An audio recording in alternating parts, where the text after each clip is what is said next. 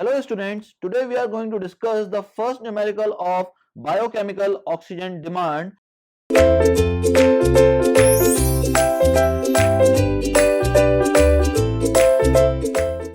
Question will be given as if the ultimate BOD is 500 milligram per liter and reaction rate constant is 0.21 per day, then find the BOD remaining after 7 days. It means that they want us to calculate the remaining BOD after 7 days, that is the L7 value, and we know the formula of L7. It will be equals to L naught e to the power minus KT. Okay.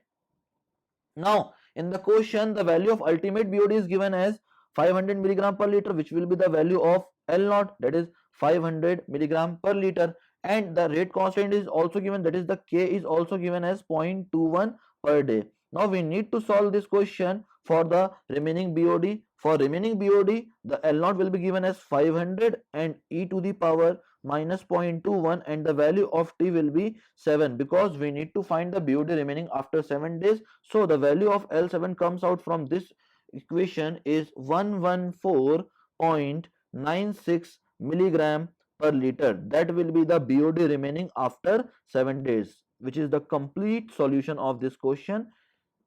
Thank you very much, students.